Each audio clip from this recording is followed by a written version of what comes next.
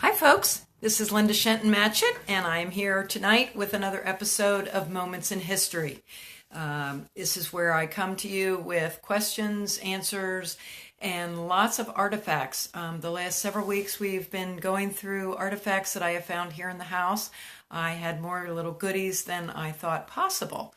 And we have been cleaning out, packing up. Our house is on the market. Ultimately, it will sell. It feels like it's never going to sell, but it will eventually sell, and we'll have to move this stuff. So we've been sorting and packing and doing all kinds of things. And in that, we have been finding all kinds of treasures. And today, I was very excited this week to find this. And what this is, and look on the back. Okay, and I'll be showing you more about that. But what this is one of the Brownie cameras that Kodak came up with.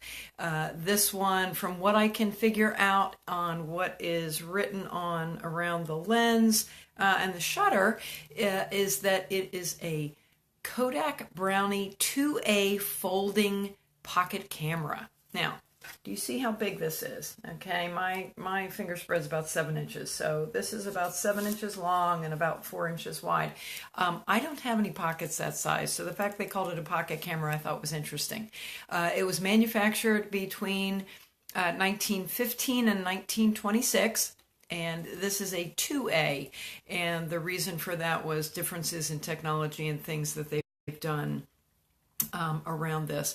But what is fascinating, there was also a 2A, what they call autographic pocket camera. And what that was, is there was actually a small little door, and you would open up the door, and with an iron stylus, you could actually write on the, you could make notes on the negative, and then by leaving the door open, the sunshine would burn the writing onto the negative, and you could actually make notes on your film. So this is not one of those, but this is a very close addition. And so it does fold up to close. Here is the winder, okay? And then so what you have, and the way this camera focuses is by pulling.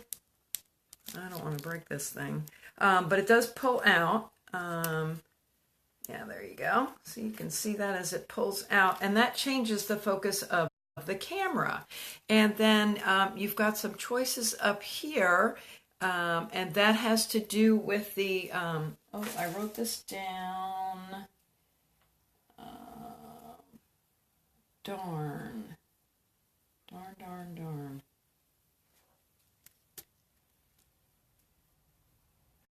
Right, one is shutter speed, and the other one is aperture. And so everything on this camera was not automatic. Of course, it was all manual. And then again, the focus was changed by shifting this piece in and out.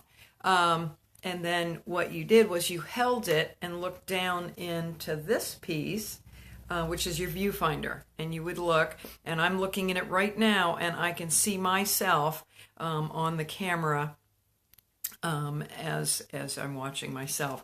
So it's fascinating what we have here. And Kodak actually put out an entire manual. I was able to download it. Somebody had a PDF on the internet, and it was really interesting.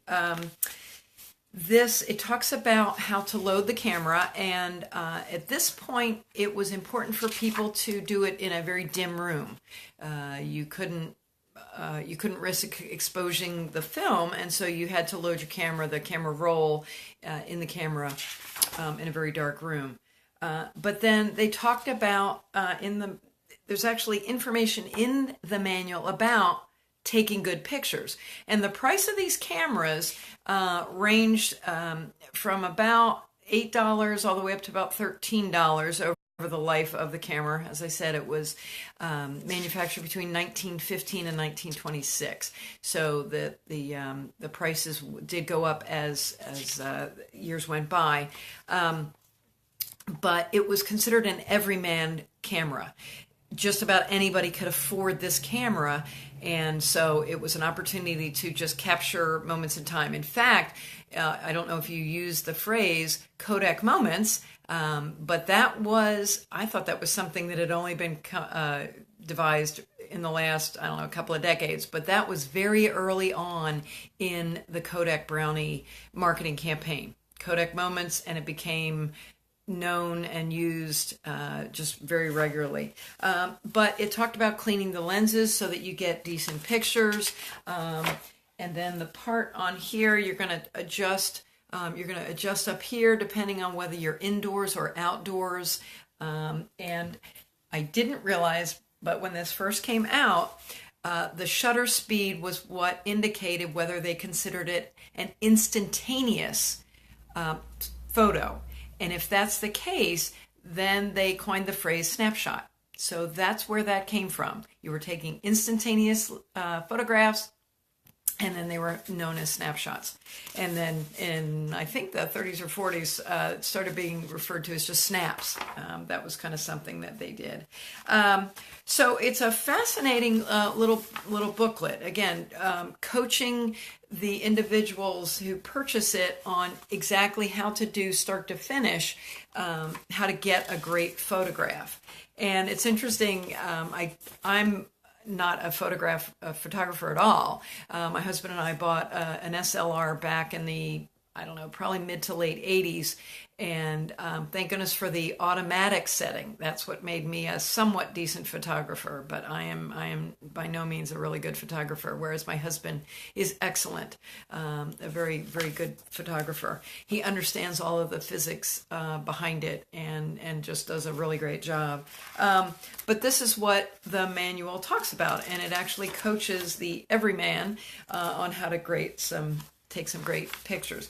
Then in here is also, I thought this was absolutely fascinating, information on how to develop your own photographs. And that apparently was done fairly regularly back in the day. And I thought that was really, really interesting. And it talks about the products that they have available as far as doing that. And but then it also talks about where you can send the products or take the products and get them developed on their own. But I thought it was interesting that an everyday person who would take photographs would even consider doing the darkroom work themselves and taking the pictures. But there are lots of charts in the manual, lots of information about exposures and shutter speeds and that sort of thing. So again, here's my little brownie that we did find. And as you can see, like I said, up here we've got information for the aperture and shutter speed, and then this is the focus. Some of the information, this was interesting. A big deal in their marketing was that this sliding part here actually came with a lock. So apparently some former cameras did not have the locking mechanism on here to allow for that. It also talked about having a 1/100 speed on the shutter so that you could get moving objects. Again, a really big deal in the early days. The film size was 1/16. And there is a ball bearing shutter. Again, a big leap in technology apparently at the time to tell you about that. And it took pictures 2¼ by 4¼ And here's one of their advertisements. I thought that was really cute. The brownie was part of the logo or advertising campaign that they did use for their brownies. And so this is talking about, it's the 2A and the size photograph. So that's tonight's moment in history. I enjoyed sharing with you about the treasure that I found, our Brownie camera. And I hope you'll join me next week, same time, 6:45 on Thursday nights, to talk about moments in history. And if you enjoy history as much as I do, you may want to stop by my blog, which is www.lindashentonmatchett.com. And there's an opportunity to sign up for my newsletter, which comes out once a month and includes links for free books.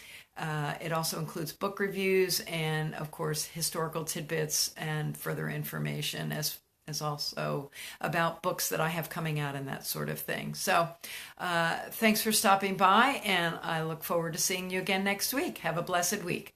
Bye-bye.